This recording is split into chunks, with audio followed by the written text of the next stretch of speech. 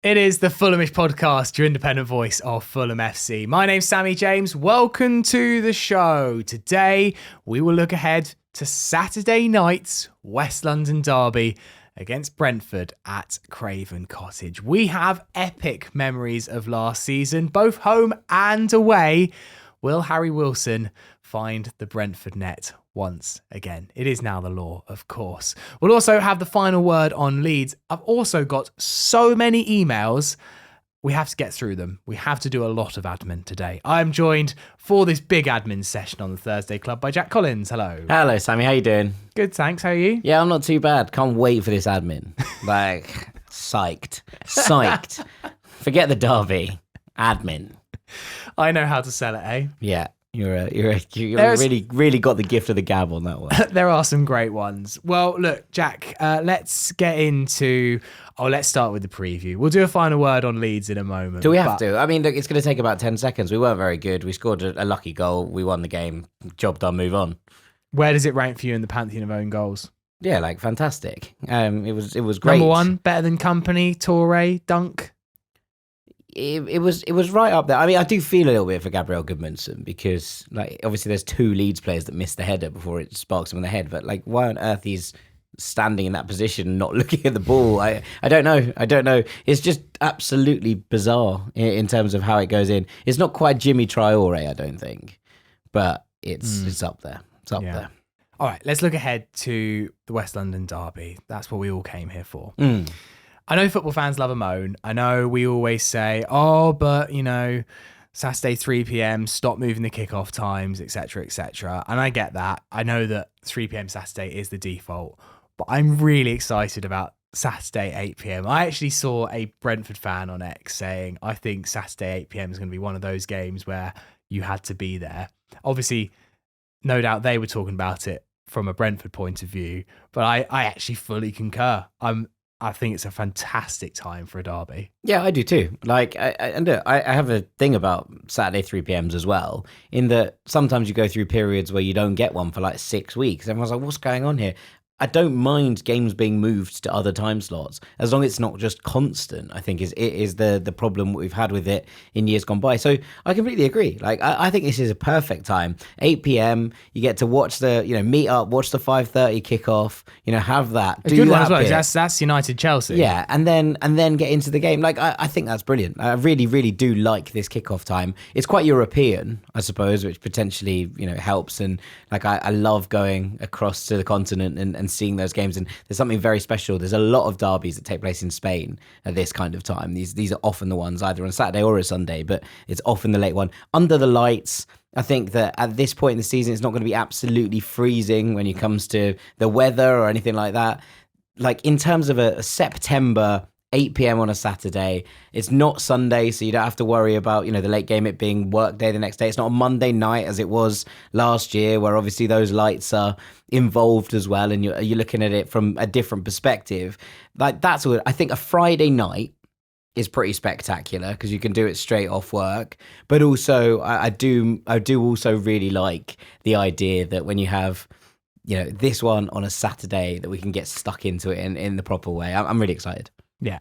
Obviously, Brentford have had quite a dramatic summer. They lost their manager.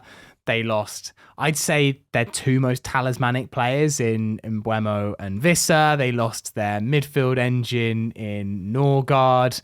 It's been a really tumultuous summer at the G-Tech after years of kind of constant, almost annoying stability, it feels like. I think then lots of people, myself included, thought, okay, is this the year that Brentford struggle? And look, it's still early days. It's not like they've won every single game. But the early signs are that they seem to be coping, which is very much the Brentford way, it feels like. Just, I don't know, let's do an experiment on this year. Let's take off, let's take out their heart and their lungs and their kidneys and just see if they can still be a living, breathing football club. And actually, the early evidence is that, yep, all kind of fine, which obviously as Fulham fans we don't want to see, but you've got to give them some credit. Yeah, 100%. Like, and we spoke about this before the season, and we were talking about Keith Andrews, right? There was a lot of discussion around Keith Andrews getting that job, having been the set piece coach. And then when they collapsed, obviously, on the first day against Nottingham Forest, a lot of people were like, oh, we were bang on. You know, Keith Andrews isn't up to it, etc. But I think that probably does a little bit of a disservice to what Brentford do. You know, the way that the club is run, the ability they have to promote from within, both in a staff kind of issue and also, I think, in a players issue as well. Like, they bring players through, and obviously they haven't had an academy for many years. It's been done via that B team system, and they had to be forced into an academy, and now it seems like it's gone back the other way. But you see players like a Yarmoliuk, for example, who emerged towards the end of last year, but has stepped up this season with obviously no Christopher Nordgaard in there. And so when you're looking at it from his perspective, you know, those opportunities arrive because you move the players on, you know, that you can get fees for, who might be getting towards the end of their career. And I think that what they've done here is they've promoted from within again. I thought they were smart, and they have been smart in terms of the way that they've tactically approached a couple of games. Now, they lost to Sunderland, which was a bit of a blow, I think, from a Brentford perspective. But also the way that happened, you know, the last minute goal, Keller should do better, etc., etc. Like, I don't think that they nigh on sort of deserve to lose that game. They're a little bit lucky against Chelsea in terms of the way that they scored a late goal, but I think they were pretty good value for a point over the course of the 90 minutes. So you look at that and you look at the performance. They've obviously played in the Cup this week, and yeah, they concede a weird goal from Harvey Elliott, and Valdemarson doesn't cover himself in glory, but he recovers himself and becomes that hero, redeems himself in the shootout. So I think what's happened here is a lot has been made of the players leaving and who's come in to replace them. Well, I think there was a ready-made replacement for one of Mbeumo or Orvis in Kevin Schade, who had a really good back end to last season, has started this campaign well. I think that Dango Ouattara, whilst wasn't the main man at Bournemouth, has showed that he has the capability to do things. And Igor Thiago came back in after not playing for all of last season, and I think has started in terms of how he's held the ball up and the combination stuff has been pretty good. So, you know, on the whole, I think that it was obviously a tricky summer.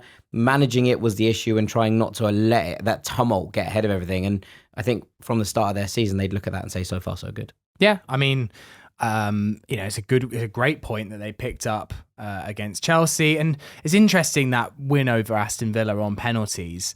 You know, I was looking at the fact that we don't have a game in midweek. And they had to play a pretty strong lineup against, because it's Aston Villa, right? Yeah. And you know, they weren't playing a League One or a League Two team where they could rotate all the players. They have rotated some, but actually, you know, they were emphatic from the penalty spot last night. I watched that one. Valdemarson made a couple of good saves. I wonder if it might have had the opposite effect, where they've got a last minute draw against Chelsea, and then they've obviously picked up a penalty shootout win against Aston Villa. I don't think this has worked out amazingly for us, because I think they're going to come into the game at Craven Cottage with a lot of confidence, more confidence than they might have, say, it had been after the Sunderland defeat. Yeah, maybe. But also, I think that there is an element there of they've had to go to the wall in both of those games to get something, which is different to, you know, obviously Fulham had to play till the 90th minute to score the goal against Leeds, or have the goal scored for us, shall we say. But, you know, there was obviously an element of that, but it wasn't a particularly fast-paced game. It was quite calm, I thought, in terms of the pace of it and how it played out. Brentford ended up in this kind of frantic encounter with Chelsea. And then yesterday have gone through another 90 minutes. Obviously, there's not extra time in the Carabao Cup, but they have to go through a penalty shootout as well. In terms of workload, that's a lot higher. And so I will be interested to see, you know, how that shakes out, what we see from that. And look, we know Marco Silva is someone who likes to have a game plan and settle it in with his team over the course of a week. I think maybe for me, the biggest question mark is what this Brentford team lines up like, because we've seen them experiment with a number of different shapes. We saw the five at the back that's been utilised in both of the games against Villa and against Chelsea. We've seen them play with a four at the back ahead of that, with the extra man in midfield. What they're going to look like when they set up away from home in a derby is going to be quite interesting to deal with, because I think that for me is the question that Marco has to deal with. What do Brentford look like, and how do we nullify their threat? We see their pace in behind, etc., and we saw that for the first goal against Chelsea. Also, their ability in terms of set pieces, that long throw that causes all sorts of problems against Chelsea towards the end of the game. It's not new. They scored that as well in the cup game against Villa. It's a Hickey volley from a long throw. They know that they're good at that. How do you stop that? How do you make sure they're not on the front foot? How do you make sure they're not winning those kind of situational, set pieces? So can you stop them winning throws towards the end of our end of the half? Can you stop them winning set pieces? Because we know they're good at that. So like, how do they set up and how do you counter that? I think is the biggest question mark over Marco, because it's not set. They pretty much know that we're going to play a 4-2-3-1, right? Like that's pretty much par for the course at this point. But I don't think you could say the same for this Brentford, because we don't quite know exactly what it's going to look like. Right. The long throw thing. I'm a little bit confused by this. I'm a bit confused why it's back in fashion. Because it works. But then why did it go away? I've always thought long throws are quite an effective tactic, and I find it a little bit odd that, I don't know, I find football fashions quite fascinating sometimes. Like why it's like, why is anything in fashion, but particularly the long throws. Also, like, I look at Brentford's long throw. It's not like they've got Rory Delap. It doesn't seem like a particularly long throw. It's just about getting inside the 18-yard box. And the long throw that they scored against Chelsea, Aya got his head on it. That's all it is Aya got his head on it. Yeah, and you have to get to the front post for you to flick that on. Right, we don't have anyone that can throw the ball to the near post from. But was it near post? It was just inside the penalty box, wasn't it? I think it's more to it than that. Like, look, there's definitely players at Fulham who could do this, right? And Marcus Silva decides not to. Sessegnon actually had a decent go at a long throw on Saturday. It almost paid off. But like in general, I do think that fashions change, as you say. At the moment, the Premier League feels really, really overly physical, and part of this is obviously the shift at the top of the table. We've seen Arsenal kind of move into that, and we saw the City with 4 centre backs, which meant that teams became more physical. And at that point, you can sort of load the box. If you have loads of diminutive midfield playmakers, there's no point going for long throws, right? Like, so it's all about the fashions of the time. And at the moment, the Premier League feels like it's a very, very physically adept league, I think. It maybe has superseded everything else in terms of what it has. Yes, there's technical ability, but the amount of giants that you have in situations and the amount of players who are now both technically sound and athletically unbelievable has risen. And I think that having moved out of an era where technicality was probably valued higher than what it is right now, and physicality has come back into that question. And that's a cycle, right? That happens all the time. We've seen this down the years of football. At that point where physicality becomes dominant again, then obviously getting the ball into those areas and long throws becomes more of a situation. And look, there is also a question mark of angle, right? Some people will say that a long throw, being able to go put in, and if you can do it flat, then you get that angle to be able to make the flick on. Others will say throwing the ball back for someone to cross gives you a bit more whip on it, and therefore you can attack it at a different angle. So it depends on what you're trying to build and what you're trying to put together. Brentford's one clearly relies on players, winning those flick-ons at the near post and getting the ball into dangerous areas. It's not miles off what Fulham were doing for years in terms of, do you remember those corners that used to flick off Dennis Adoy at the front post and it would go up and we'd attack them at the back? We're still trying to do it, just not very successfully. But that's a similar kind of strategy, right? It goes flat to the near post, then someone flicks it, and then it's a free-for-all at the back. It's not miles off that, but it's just a different way of doing things. And so there will come a period where long throws go back out of fashion. It's not going to become a thing forever.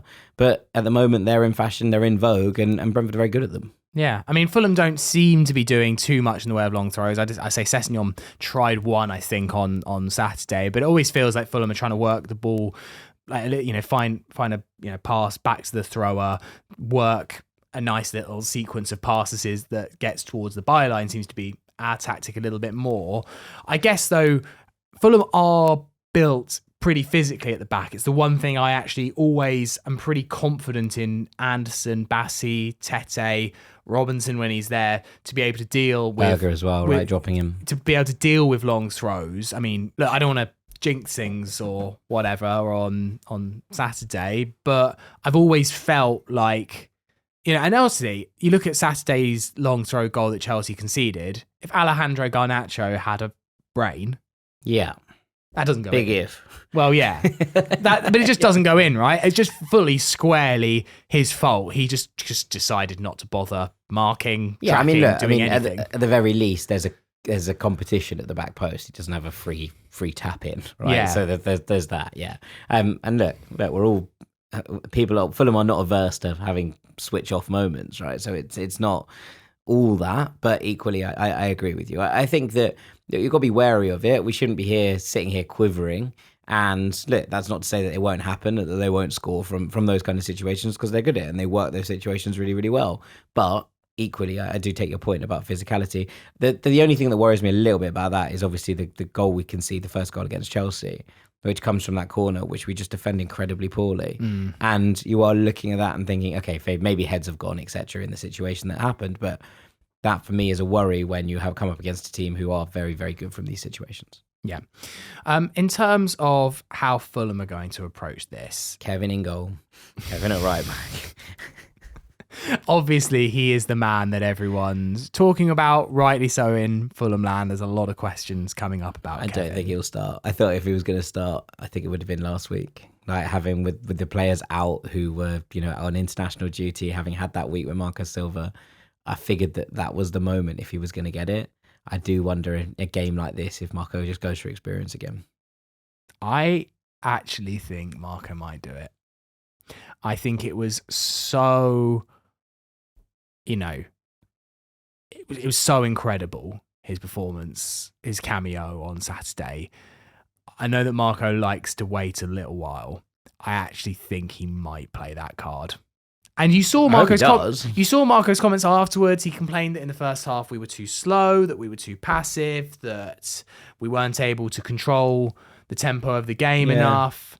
I think he's going to roll the dice and start Kevin. Yeah, maybe. I mean, look, I did wonder with Iwobi obviously having gone and played 2 sets of 90 minutes for Nigeria. He looked a little bit leggy, probably the word I would use to describe it. And so therefore the difference was even more stark when Kevin came on and went to players. The only thing I would say is that Marco Silva is a manager who obviously likes control of games. And Dan Cook's written a brilliant piece on this on the Fulhamish website.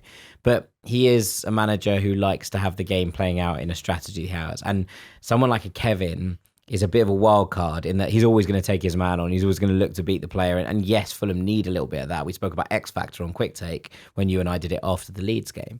But also, there is a wild card in terms of what his defensive work rate is. That's not criticising it. I'm not saying that he doesn't have it, but we don't know exactly what that looks like yet. And nor will Marco until we get a little bit further into this. There is a question of if you try and beat a man every time, what happens when you lose it? Do we get overloads down that flank, etc.? That's the only reason I'd be a little bit wary of saying, yeah, he'll go for it. And look, again, I hope he does. I really do. Like, I think that it's worth a little bit of risk in these situations to try and light our game up and give Fulham a front foot impetus. But I do wonder if he's looking at it and saying, what happens if we get overloaded down that flank, especially if it's Robinson's first game back, and especially even if it's not, with Sessegnon filling in at left back at the moment, are you worried about the defensive output, etc., in those areas if you're putting him and Kevin in on one wing together? And I do wonder if that was part of the thinking of not starting him in this game against Leeds, because just with Iwobi there, you know that there's a little bit of kind of nous and refinery in terms of what he's doing to make sure that Sessegnon doesn't get left exposed down that flank. Yeah, I think I had a feeling Marco wouldn't pick or start Kevin. I just think that Marco's meritocracy will have seen what an impact he made, and I think he'll look to reward that. The sad thing about the whole Kevin thing is what happens to Alex Iwobi, right? One of Marco's most used players since his arrival. He'll find a role for Iwobi. But I do think the only option, I don't see him going, okay, I'm going to drop Iwobi from left wing, therefore I'll put him into midfield and drop one of Berg I do think I think he might do that in time, but I don't think he's going to do that straight away. No, absolutely not. And also I think it would be the wrong thing to do against Brentford in this game. Like, I think that's the kind of thing he probably should have maybe looked at doing against Leeds, where there was a creative battle to be had in the middle of midfield. I think this is going to be a bit blood and thunder. And therefore, you want Sander and Sasha in the middle. Like, I do think that. But I'd imagine that with time, they'll work a place for Iwobi into this rotation. Yeah, you just feel like it has to happen. Obviously, yeah, as you mentioned, we don't know what's going on with left back. I was quite surprised to still see Robinson. So was I. And he didn't even get off the bench. I also don't mind that. Like, in terms of if they're trying to rest him and make sure that he's back and he gets to full fitness, which is clearly what Fulham are trying to do because he's had cameo appearances. And if you're fit enough to make those appearances, then the chances are that 2-3 weeks later, especially with an international break, that you'd be fit enough to start. So they're clearly not taking any risks with Anthony Robinson. If it's not fitness related and it's meritocracy? Again? No, I don't think that. I don't think that. Not after what happened with Anthony Robinson last season, right? Like, he didn't lose his place.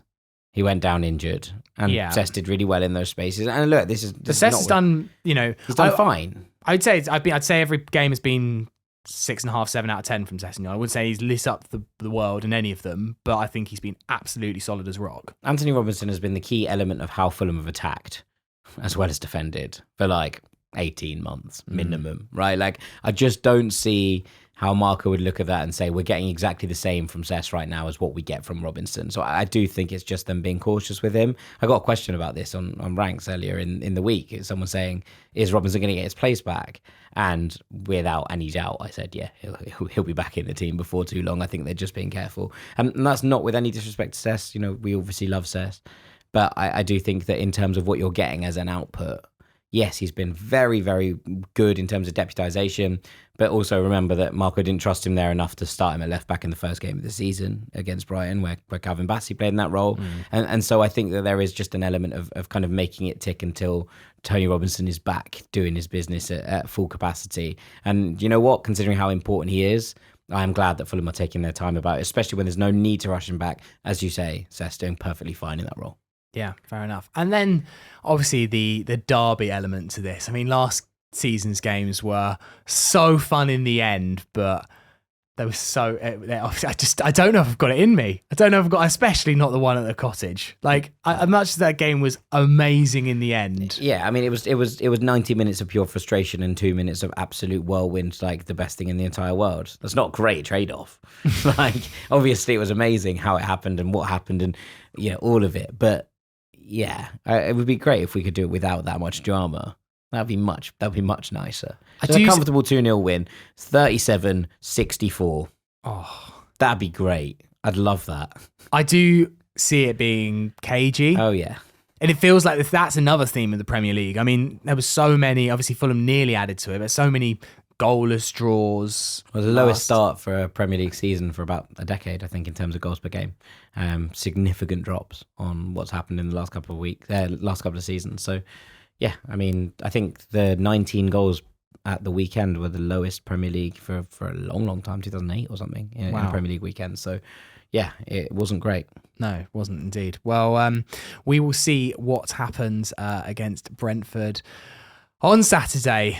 Got the double over them last season. I mean, there's an element of like the fortunes have changed. In it feels like it always used to feel like Fulham never got a result against Brentford. It's now like the ball's on the other foot. Really, it's kind of Fulham's good records to maintain.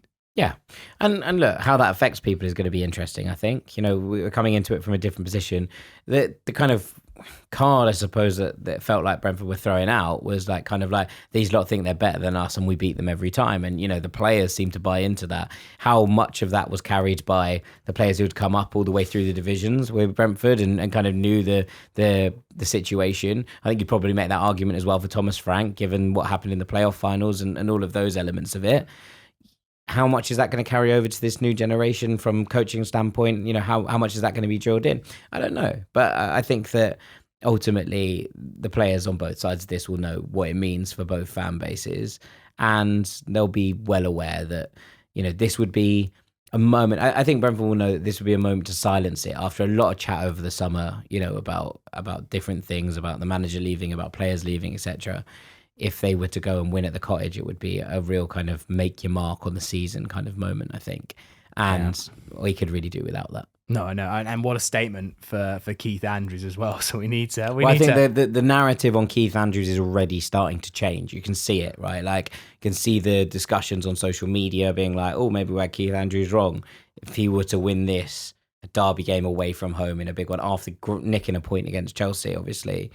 I think that he would be like, yeah, you've got me wrong. So let's put him back in the muck. Yes, let's not let that happen. All right, we will take a break there. Afterwards, we'll get into some of your emails. Welcome back to Fulhamish, brought to you by My Kind of Cruise. Jack, I've got some questions for you. Right. Do you like the sun on your face? Yeah, mostly. Do you like drinks on tap? Yes, very much do, yeah. Do you like watching Fulham games? Yeah. Well, If you go on a cruise, you can have all three of those. And if you want to book your next cruise, you should go to My Kind of Cruise, the world's first cruise booking app and website, because Jack, they've got unbeatable prices. It's easy to use. And have you got £1 on you? Not right now, no. But in your bank account. Hopefully. Well, then you can put a deposit on your next cruise. So that's really easy. Even if you've only got as little as £1. You can compare different cruises, invite your friends and family to join the booking process. So whether you're a seasoned cruiser like Jack or thinking about your first voyage, go to My Kind of Cruise. Download the app now from the Apple or Google Play Store, or head over to My Kind of Cruise and make sure, Jack, use the code Fulhamish. Right. You'll get a special discount Fantastic. on that cruise Thank you. that Christmas cruise for you and your new wife. Yeah, I mean, I'm actually not. I am going on a boat at Christmas, but not a cruise. We just booked a honeymoon, Right. so we're not going cruising. But maybe next time. Okay. Well, look, I think nowadays it's unfashionable to just have one honeymoon. Yeah, I've already done a pal's moon. To be fair, I'm now going. Yeah. I'll have to mini moon as well after. Well, no, that. you can cruise moon. Cruise moon. Right, So okay. there you go. Well, we'll have a look. We'll have a look. If I'm going to take a cruise, I know where I'll be booking it. Yeah. I'll tell you that for free. We'll have a look. Now, Jack, I mentioned at the start of the show that we have a lot of emails. And whilst we often have guests on the Thursday Club, what I thought is best, just you and me, let's go through, because the inbox is bulging. I mean, a lot of it is this will catch ons for Kevin. Yeah, as it should be. Well, obviously, and we're going to come back to those in the international break, and someone can win a My Kind of Cruise, Nice. which is incredibly exciting. If the cruise isn't in Brazil, I'm going to be quite upset. Only if it's a song for Kevin that wins it. Yeah, but it's going to be a song for Kevin that Well, wins we'll it. see. We will see. I'm pretty sure. But anyway, let's get into some of your emails. This one from Peter O'Connor. I'm buttering you up with this one because Peter's really nice about you in this email. I love that. Shout out Peter. He says, hello, Fulhamish. Was really taken by Jack Collins' superb point on Thursday that we hadn't spent any transfer fees on a winger since Harry Wilson. Made me think if you add a striker in there, it's only £5 million since Muniz. I add this because it shows how little we've invested in our true forward line in terms of long-term commitment. We have, of course, lost many players in these positions since the start of the season. Mitro, Neeskin, Stansfield, Goddo, Osman, to name a few.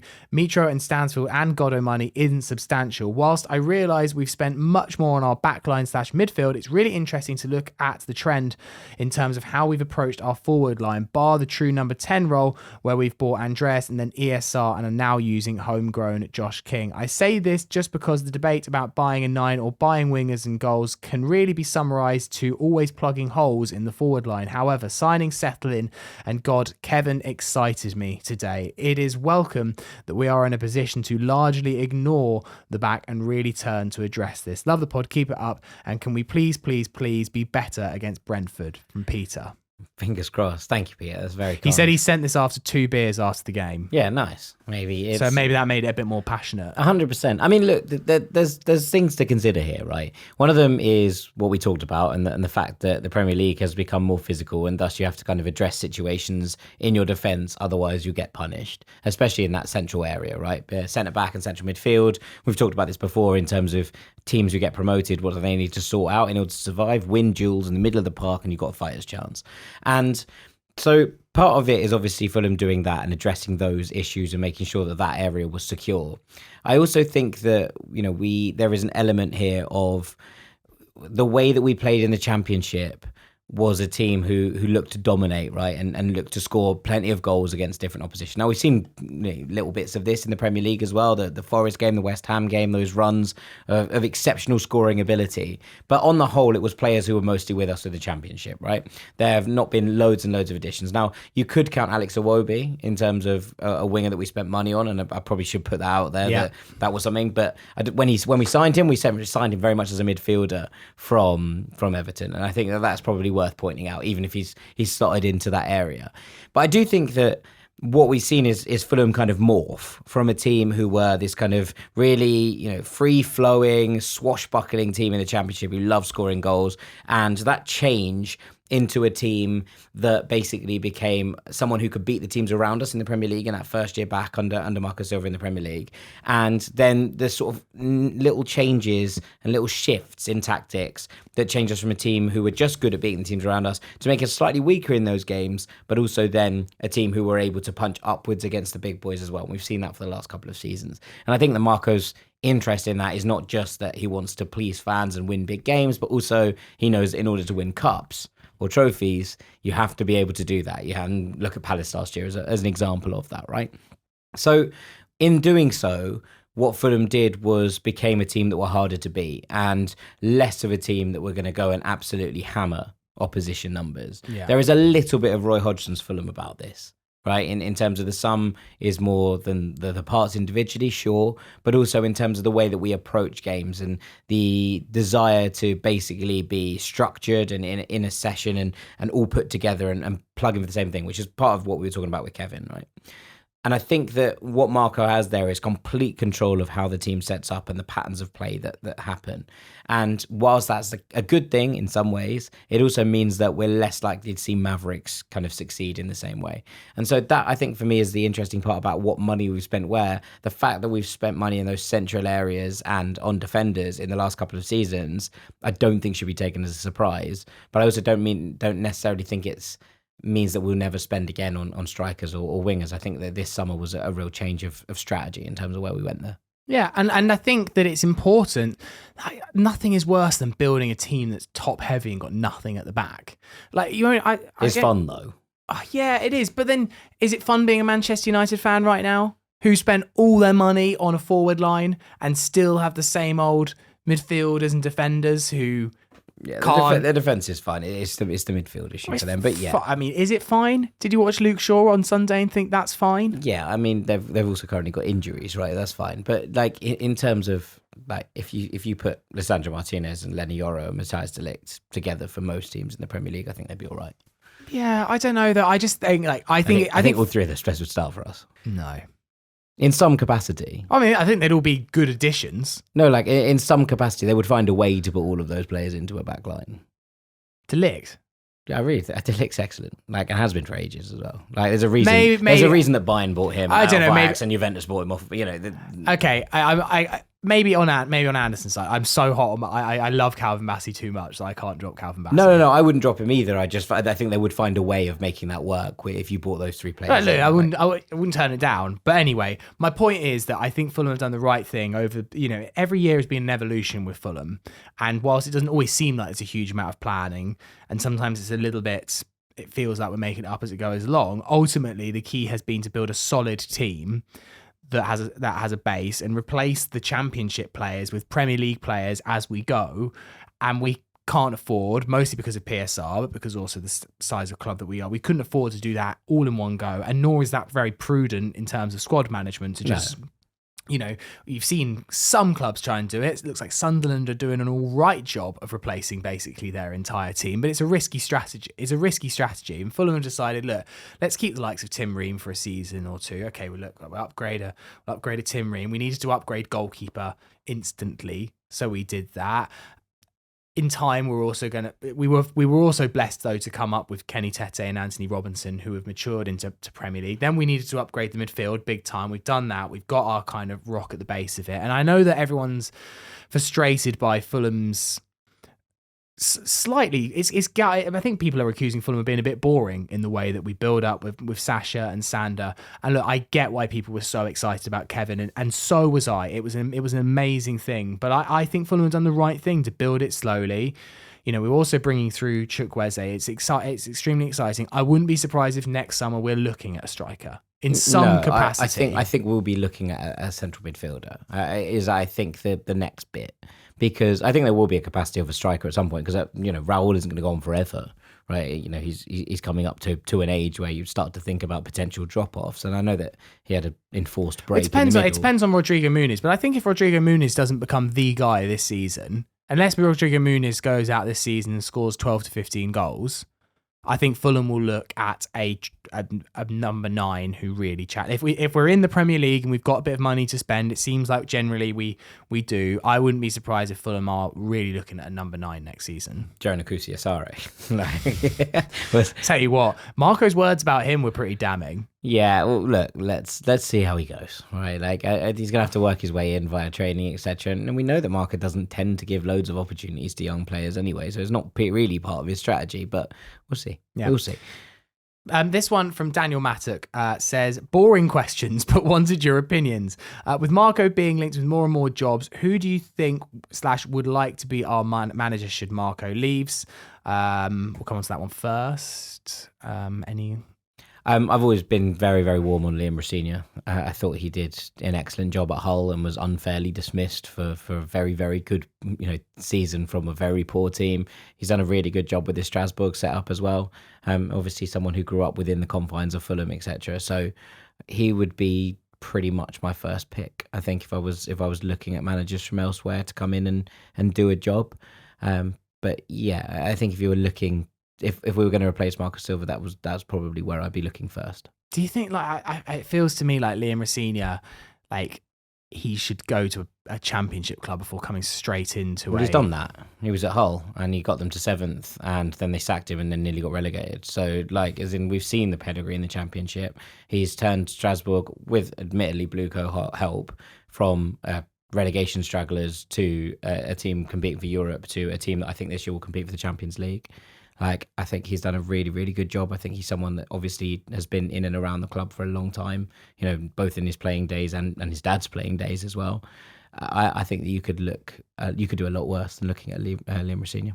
Yeah, I must admit, I'm trying to think now about available managers and nothing else is massively standing out as going get them. I would have looked at Francesco Farioli before he moved from Ajax to Porto. I thought he did a good job turning Ajax around, and even though that they threw away the title in the last couple of weeks, I think that generally he put together a well-oiled machine generally, and he started really well at Porto as well.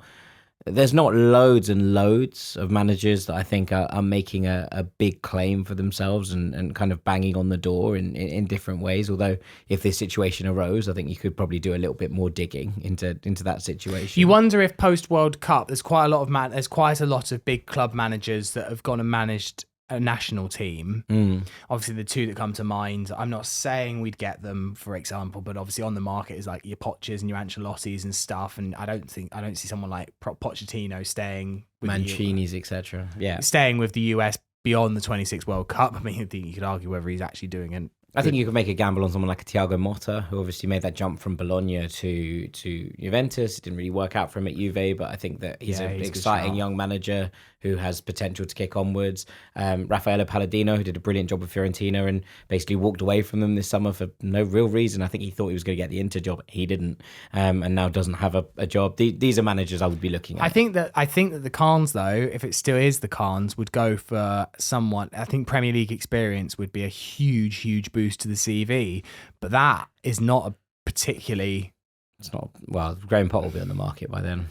I must admit, screamed Fulham manager. Yeah, I've always thought Graham Potter screamed Fulham manager. I'm quite glad that maybe West Ham have taken the fall instead. Yeah, instead of us, because I mean, I'm looking at over there and thinking, no, thank you. Yeah, not for me right now. I think that Graham Potter's one that probably needs to go back down to the Championship and re kind of habilitate his reputation. I mean, we could just go. We could have a bit of fun and go to Zerbi. We could do. I mean, it would last approximately 3 months, I imagine, with the setup that we have in place. But we'll see. I mean, getting him out of Marseille might be interesting as well. That's fireworks left, right and centre. Daniel's other question says, Harry Wilson to Leeds in January. It would seem he wants a bigger contract than we're prepared to offer. So do we sell and reinvest in other areas as we are now loaded on the wings? I must admit, I'm not a fan of doing any business such as that in January. Yeah, I mean, look, maybe in the summer. But... It depends what the fee is. Well, like you can't do it in the summer, which is the key. As in he's going to be out of contract. No, I just meant I don't like doing business like that in January. That feels... No. And also, literally, January, I mean, maybe January 31st, once you've got your AFCON players back. Yeah, maybe. I mean, look, it depends what the fee would be. If someone's willing to pay you sort of £10 million for 6 months in that regard, then maybe you do. Yeah, maybe you look at it from a business perspective. In terms of a footballing perspective, let's see, because I would be very surprised if come late November, early December, Harry Wilson isn't very much still part of the starting rotation at Fulham. So, if he's out of the team and Sammy Chukwueze has nailed down that wing and been like, this is my wing now, and, there's a lack of opportunities, then maybe you go and reconsider that question. But as it is right now, I'd say no. Yeah. This one from Richard Hurst on the old Tom Cairney statue debate from last week. Sorry to bring it back up. Here we go again. Hi, team. I love Tom Cairney, and having seen Fulham lose at Wembley in 75 and also in Hamburg, seeing them win at Wembley in 2018 was one of, if not the greatest Fulham moments for me. But to me, that and the rest of Tom's career does not merit a statue. Wembley was great, but let's put it in perspective. It was for third place in the Championship. It had no lasting impact on the club. One season in the Premier League and then relegation. Danny Murphy's goal at Portsmouth was much more significant, retaining Premier League status and leading to that Juventus night and Hamburg. On the broader career issue, Tom does not get into my all-time Fulham midfield, which usually consists of Haynes, Mullery, Houghton and Moussa Dembele the first, although Danny Murphy sometimes gets in. And if another statue is required, I'd go for either Sir Roy or Jimmy Hill, without whom we would now be Fulham Park Rangers if we existed at all. So yes, fates Tom to the skies. He's been fantastic for Fulham as both a skillful player and a nice guy, by all accounts, but no statue from Richard Hurst. Yeah, that's fine. Like, as in, I made this point last week and dialed down on it again. Like, I think that we got to find somewhere that's between a bar and a statue. You know, maybe there is a Legends wall, a mural or something that starts to be put together. It'd be really nice if you could put that in the Riverside stand, but alas, I'd be very surprised if under its current guise there's anything allowed to be Fulham related.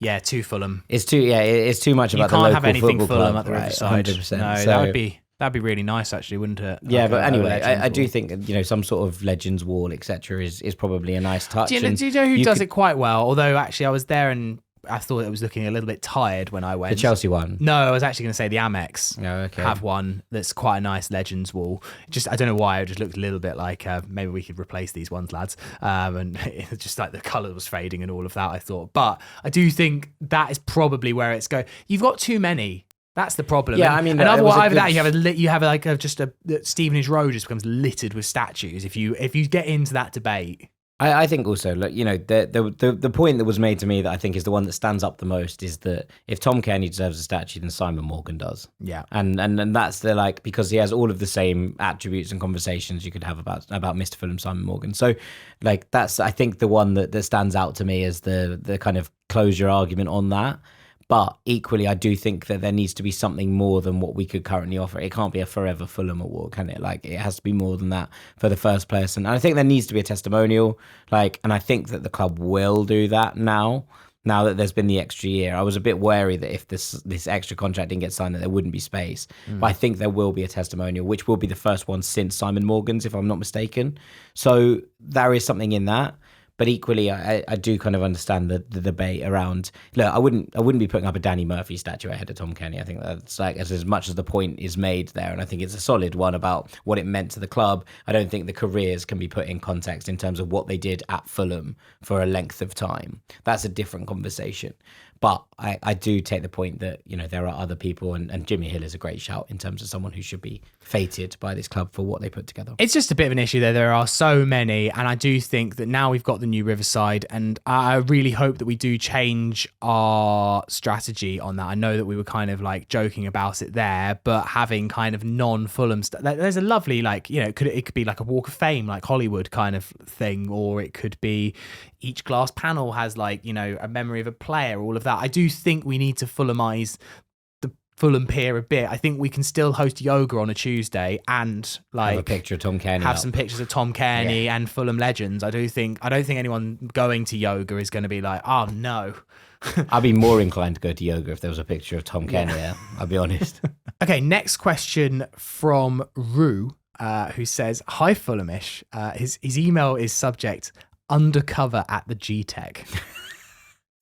Rue says, hi Fulhamish, I live literally right next to the G-Tech.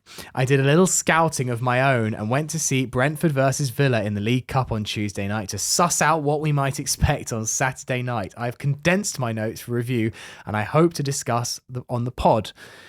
Firstly, he says the match. Crap first half, good second half. First 60 minutes, I thought we could easily both beat both teams. Carvalho is not that good. Long throw-in is insanely effective. We need to jump on the bandwagon before everyone else figures out how to defend them. We can expect tons of them on Saturday, and it will be hard not to concede from one seriously. Then he says, off the pitch observations, he said, if you think our ticket site is rubbish, go on theirs. The map view for tickets is awful. Yeah, it really is. I remember it for Irish. It was very, very poor. £60 premium seats make us look so bad. They did free tickets for under 16s.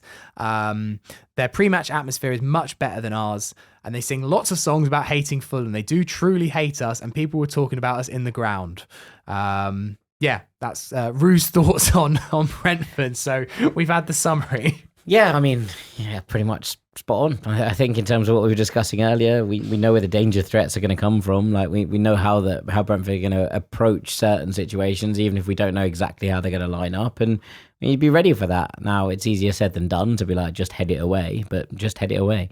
And I do think that, if we get this right, this isn't a Brentford side in their pomp in the way that we've seen in recent years. This is a team that I think if we can stifle and make sure that there's nothing simple being given away, that we should be able to beat over the course of 90 minutes. That's not to say that it's a guarantee or anything else. I know that I get clipped up and people will be giving it, but I think that on paper, if you looked at these two teams and you were like, pick a joint 11, we'd probably shade it.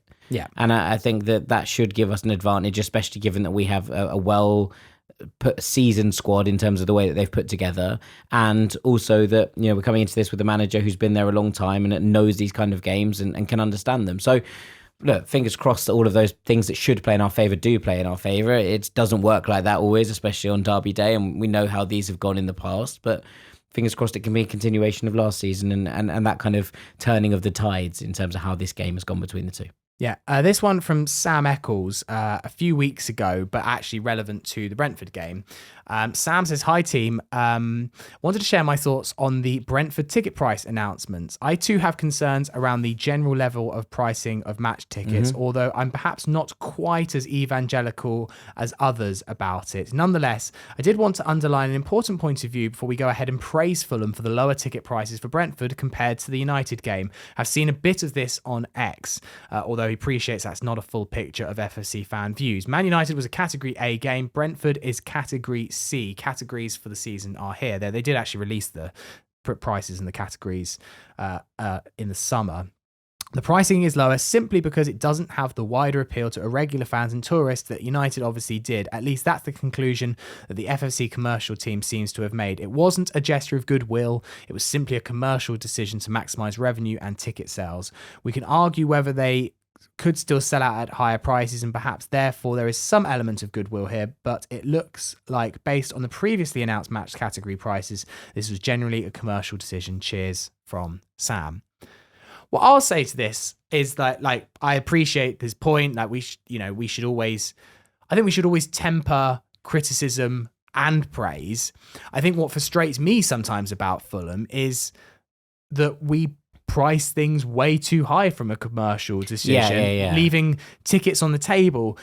The Leeds game I thought was a perfect example on Saturday. The season ticket resale didn't open because the Hammersmith end was sold out, the Johnny Haynes was sold out, the Putney end was sold out. It was very expensive, the Leeds tickets, by the way. I think the cheapest ticket you could get was roughly £60, but it was because there were still £100 tickets available in the Riverside. So you couldn't resell your season ticket seat, which is kind of one of the perks that they sell. When you buy a season ticket, they say that you can resell it back to the club. Yeah.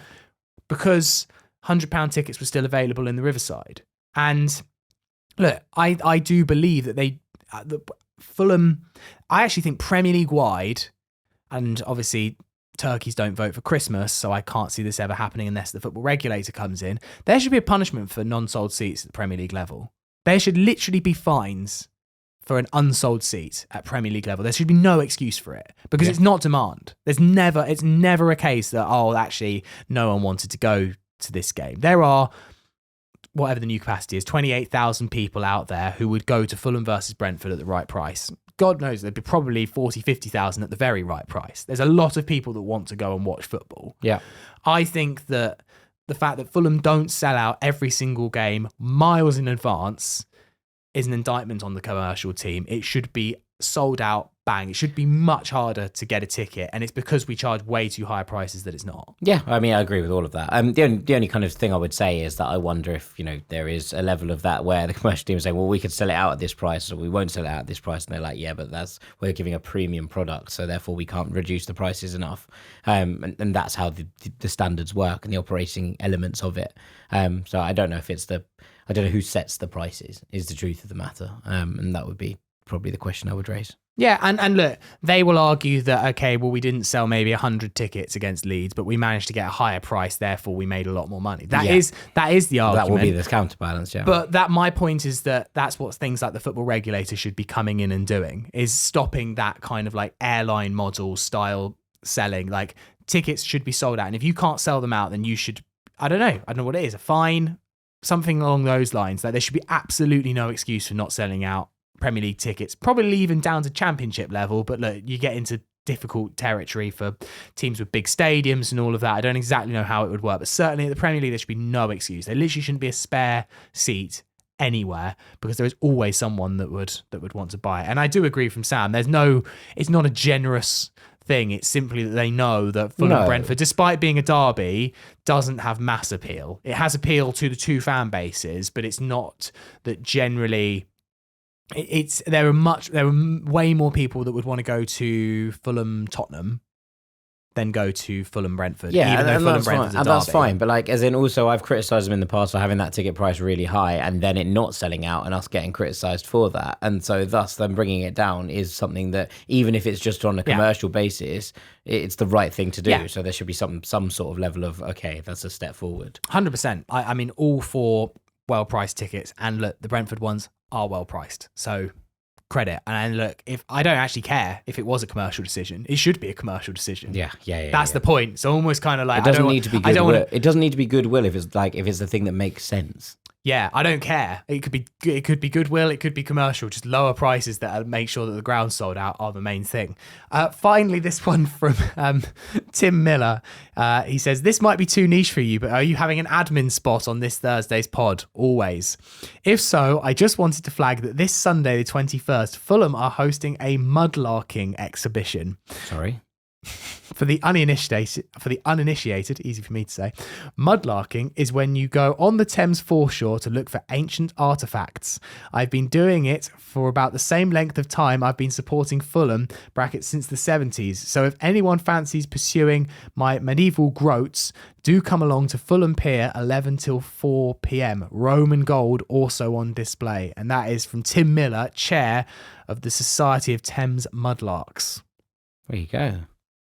I've never heard of that. I've also been on the shores of the Thames and like poked around and things, but I didn't know it was called mudlarking. As in we had to do that at primary school. I thought that was like metal detecting. Yeah. I also didn't know the word mudlark existed. I knew of Skylark because that song was like all aboard the Skylark, but that's about it. Yeah. Well, Tim's a mudlarker. Shouts out to Tim. What do you think what might you find next to the cottage? I mean, I'm just trying to work out if you'll find like Facundo Sava's mask or something like that. Well, he didn't play at Craven Cottage, did he? Play at Loftus Road. Yeah, also, I don't think it would have, I feel like that was disposable. It would have decomposed by now. There's got to be a few footballs in there. Yeah, but they can't be. They wouldn't have fallen under Frank Drew hit a free kick once. This is stuff that's gone under the mud. Like, obviously, the ball would have been picked up by someone. You have to be like, I reckon there's at least a few like bits that people have dropped off the side, though, from where they're standing at the riverside. What, like a few like metal pin badges or things like that? Yeah. Do you think maybe there's a replica of the Intertoto Cup under there? No, that was at Glastonbury. Oh, yes. Sorry. No, we've definitely seen that. Look, great. Good luck, Tim. Yeah, I hope. Enjoy. And if you fancy some Fulham-themed mudlarking, go on Sunday. What a weekend. What a weekend for Tim. That's his dream weekend. Derby night, mudlarking in the day. There you go. A man of two sides. That'll do. A groat with two heads. Very good. That's why they call you the groat. Yes, there you go. Thank you. Right, that'll do for Fulhamish today. We will be back on Monday reviewing everything that happens in the Brentford game and looking ahead to the Carabao Cup game against Cambridge United. Elizabeth is going to be hosting the preview on the Fulhamish YouTube channel. I think she's joined by our good friend Billy the Bee. for an opposition preview of that one. So make sure you watch that. And we'll be back with the quick take on Saturday night. Jack, what are your plans for the day? Are you going to pub beforehand, 5:30 game? I'm actually not in London. What? Yeah, but I will be watching with my brother. We're both at an event this weekend, so we're not in London. So unfortunately, we're going to be paired together, pulled away at 7 p.m. to find a pub and get stuck into it. Fair enough. All right. Well, if you can't make the match, enjoy it. If you can, see you there. You whites. You whites.